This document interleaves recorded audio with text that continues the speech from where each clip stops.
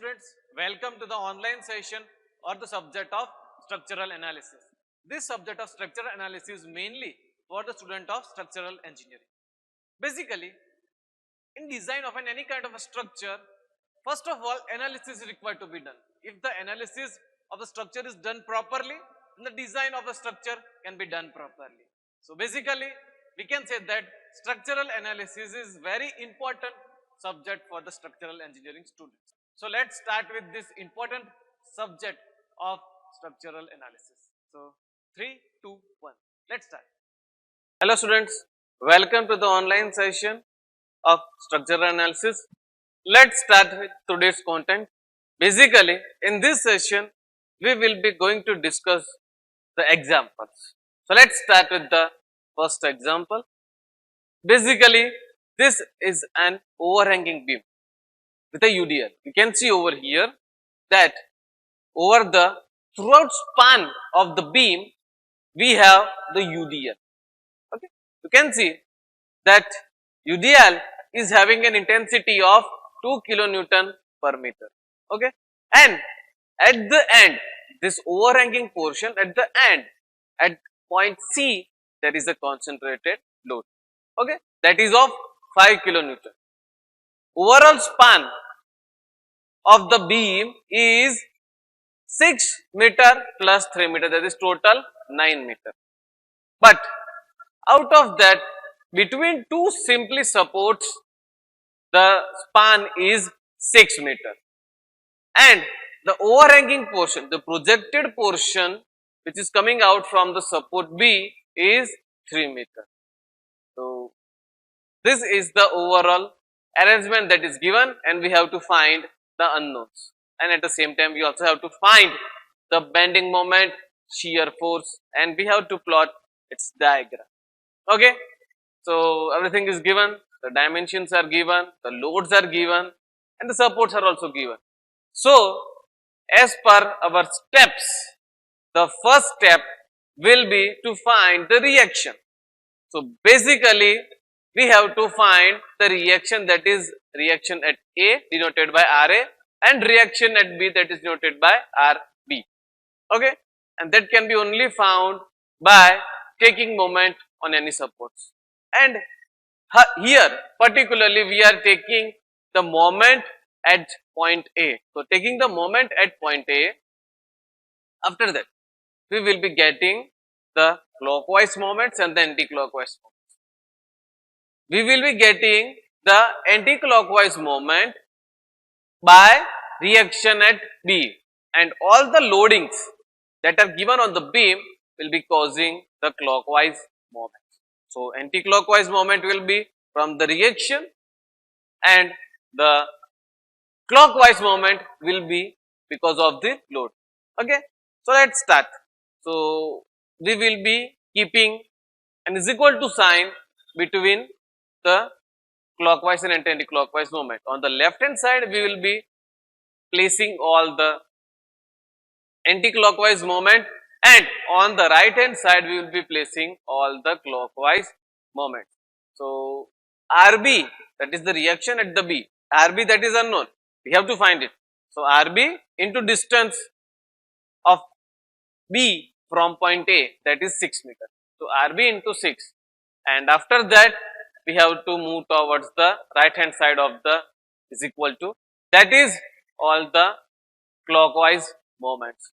So first clockwise moment will be taking of the point load 5 kilonewton, and it is acting at point C, and the distance of point C from point A is 6 plus 3, that is 9 meter. So 5 into 9, and after that we have the UDL. So basically, first of all, we have to convert this UDL into concentrated load, and we have to take its moment. Okay, so initially we will be converting into the UDL into the concentrated load as 2 into 9. Okay, because UDL is acting on the overall span of 9 meter. So 2 into 9, and its distance from the center of the beam to A will be equal to 9 by 2. So ultimately the moment will be equal to 2 into 9 into 9 by 2. So after overall calculating all the numbers, after calculating, after doing the subtraction and division and all the calculations, finally we are getting the reaction at B equal to 21 kilonewton. Okay, and after that we required reaction at A.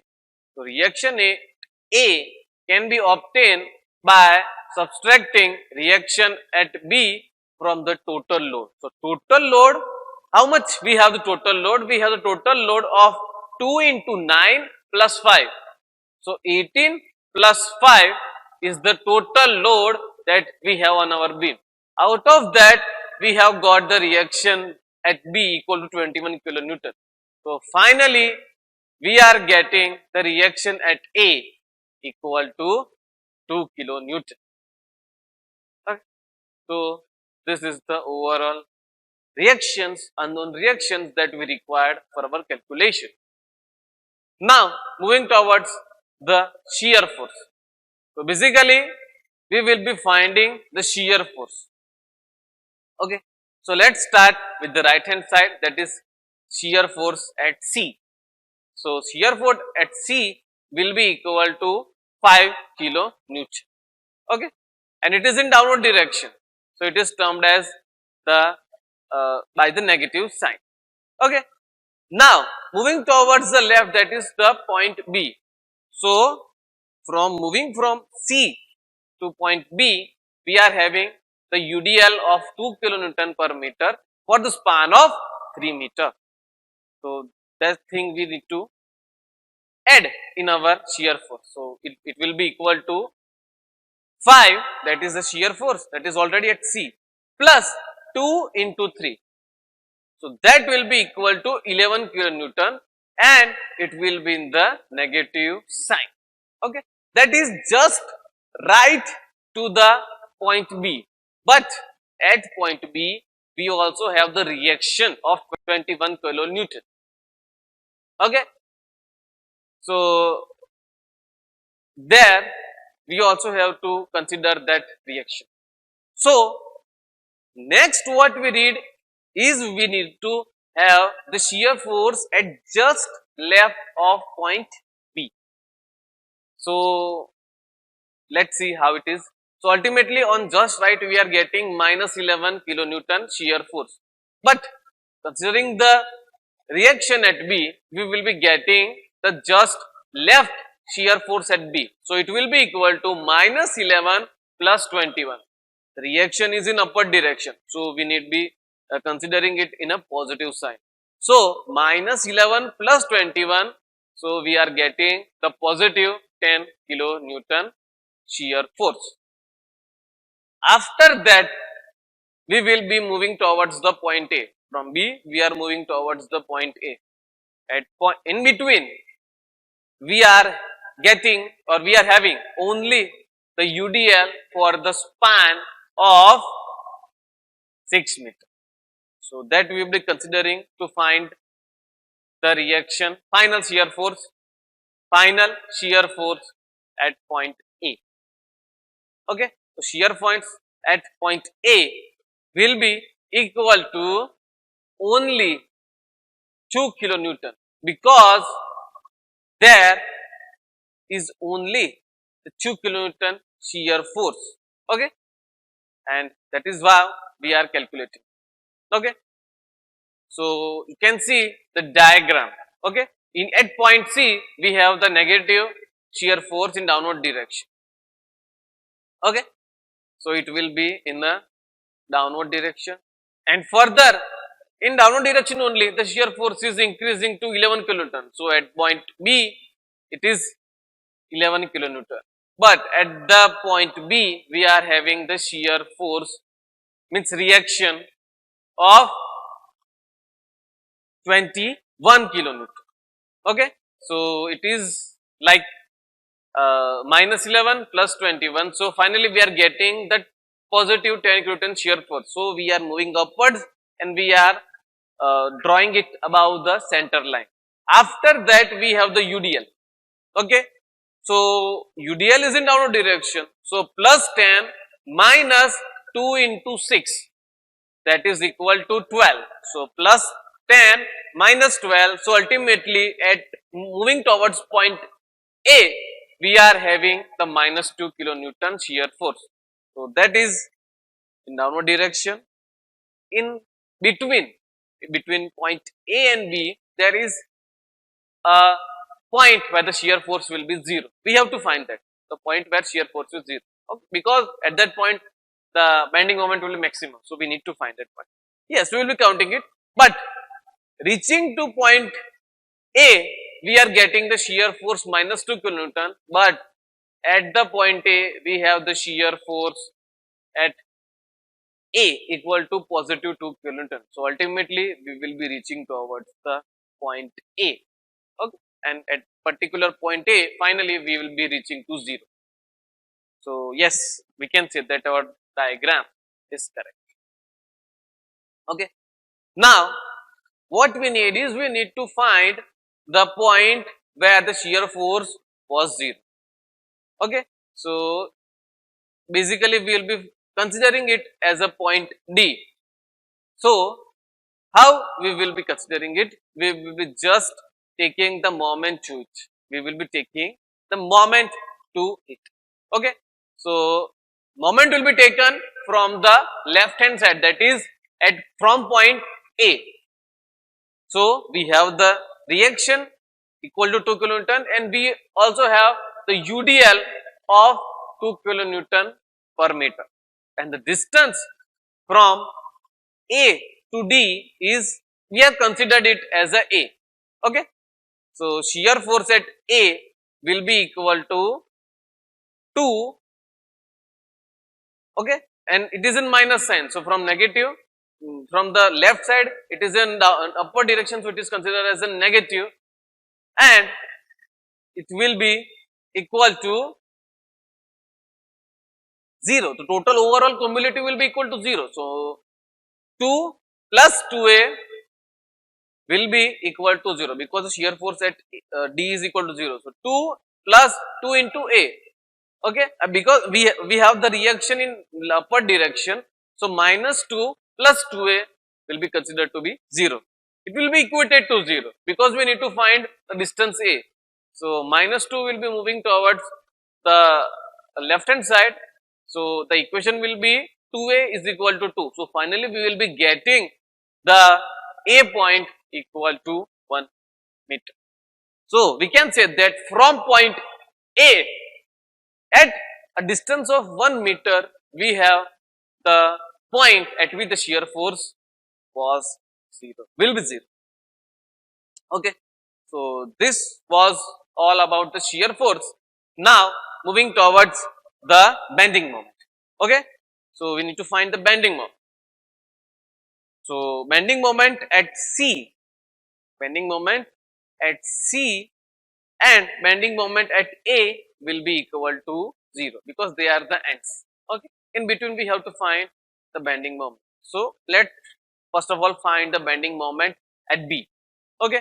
So at B we are having the load of 5 kilonewton, point load of 5 kilonewton at a distance of 3 meters. So it will be equal to 5 into 3, and this is in a clockwise direction from the right side. So it is considered as a negative sign.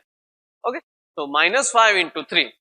After that we have in between, means from point B to point C, we have the UDL of 2 kilonewton per meter intensity and for the distance of 3 meters. So we have to just take the moment, and this load, because of this UDL also we are getting the moment in a clockwise direction from the right hand side of the joint. So it will be considered as a negative sign. So minus 2 into 3 into 3 by 2. Okay. First of all we will be converting that UDL into the point load, and after that we will be taking the distance. Distance will be half of the overall span, means half of the span BC. Okay. So minus 5 into 3 minus 2 into 3 into 3 by 2. So finally we are getting the bending moment of 24 kilonewton meter. Okay. So this was the bending moment at B. Now, and it is in negative side. Okay. Now we need to find the moment at A. So we have also find it bending moment at E will be equal to 0,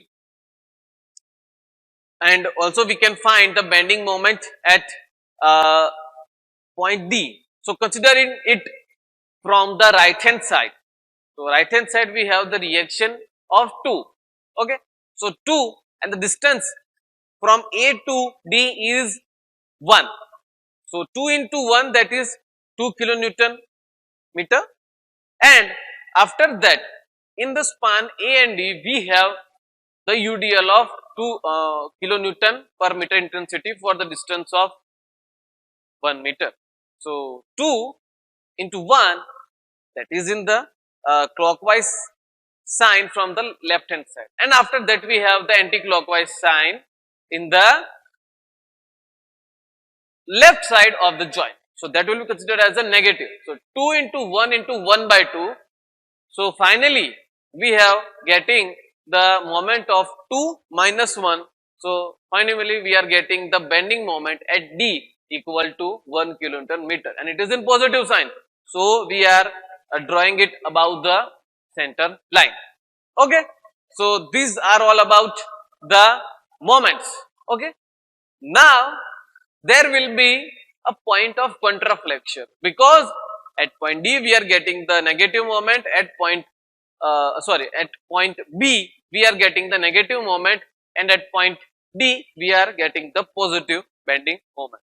So in between there will be a change in the characteristics of the bending moment.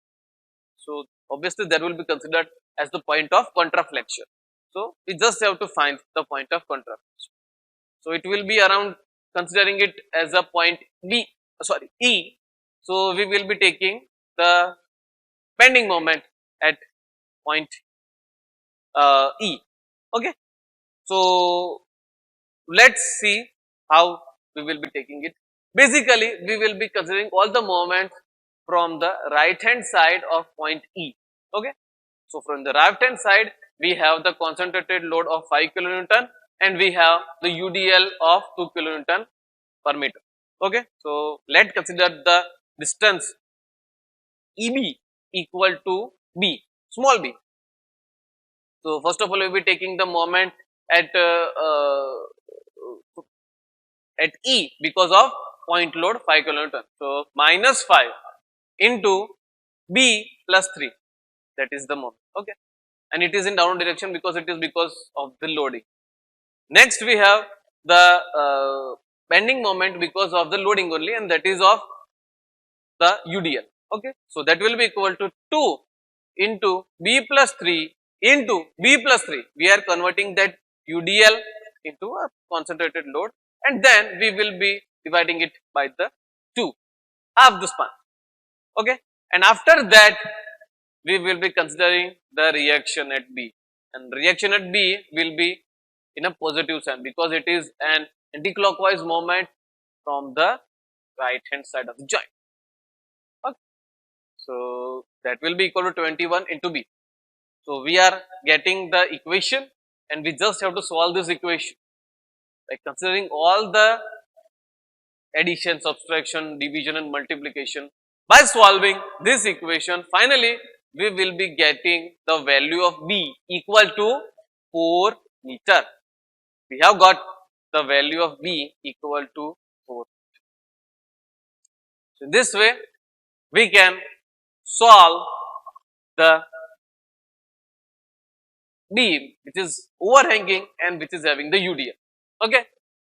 So yes, we are keeping up to this, and we will be solving another example in the next session. So here we are ending our session. Hope you have liked the session. We have discussed each and every topic in brief and also in detail. We have discussed each and every topic's practical application also. So thank you for attending the session, and if you have any kind of a doubt, if you have any kind of a query, then you can send me your doubts and queries in mail. My mail is in my YouTube channel. Do check into my YouTube channel, like it, share it, And again, thank you for attending this session. See you in the next session. Thank you.